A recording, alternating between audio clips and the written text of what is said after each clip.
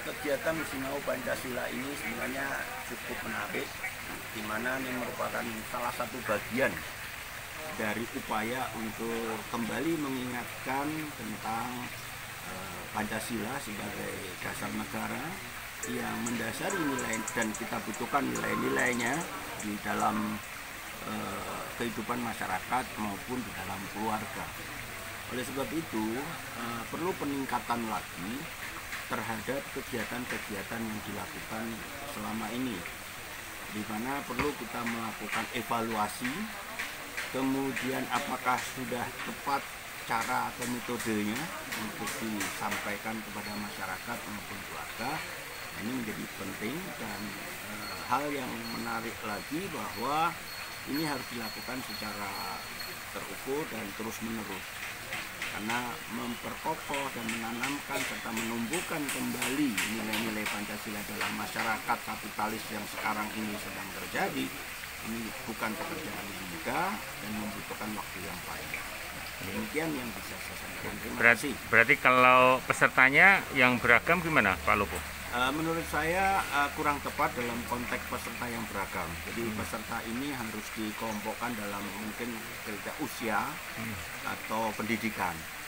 Karena kalau dengan beragam ini agak sulit juga. Misalnya yang anak-anak SMP dicampurkan dengan yang sudah sepuh, ini gaya bahasa yang akan kita sampaikan juga akan nggak nyambung.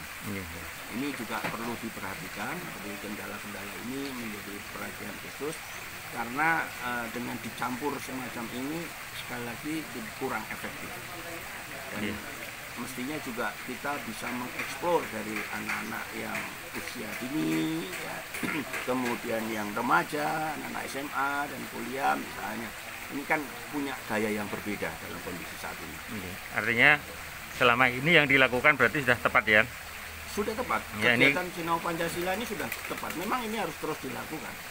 Tapi mungkin perlu pengembangan dan perbaikan ke depan, bahwa ada baiknya dikategorikan dalam usia. Yang usia. Karena kalau dicampur dengan segala macam usia ini akan menyulitkan juga. Padahal target kita, sasaran kita akan mengarah kepada mereka-mereka yang masih muda. Ini perlu menjadi perhatian. Ya, dari hasil survei bulan Maret tahun 2021, ternyata sebagian besar masyarakat menginginkan pendidikan moral Pancasila atau PKN itu 93,8% menginginkan pelajaran masuk di SD. Gimana Pak Lopo pendapat jenengan? Sepakat sekali dan setuju sekali bahwa bukan hanya di SD, itu sudah mulai disampaikan di usia dini TK. Itu artinya kan tidak bicara Pancasilanya, tetapi menunjukkan nilai-nilainya sesuai dengan kemampuan mereka menangkap. Berarti sepakat ya? Sepakat, sangat sepakat. Kalau hari ini kita di GBL, di Gerbang Banyulangit di Bintaran Sitimulyo Piungan Bantul.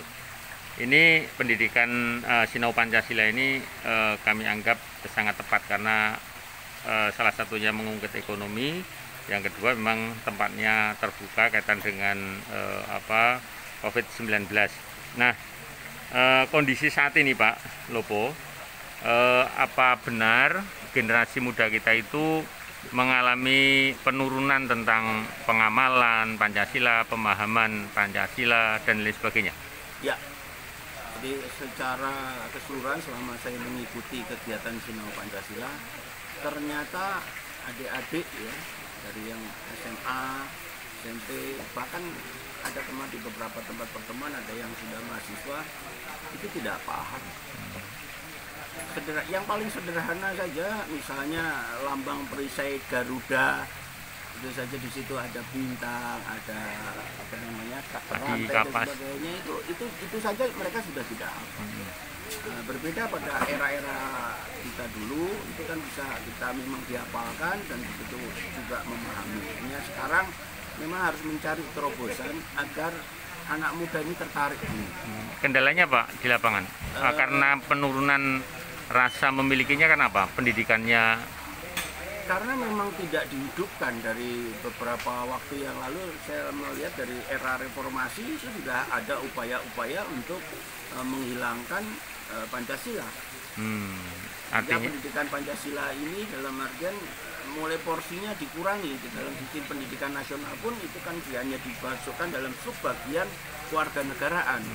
Yang substansinya sebenarnya berbeda antara kewarganegaraan dengan penanaman nilai Pancasila. Pendidikan budi pekerti juga sudah mulai, yang saya tahu ini di SD juga sudah tidak mulai dihidupkan.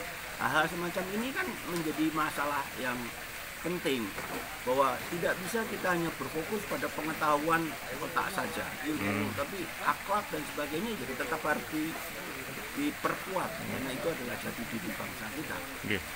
Kalau dulu saya waktu di SD ya, tahun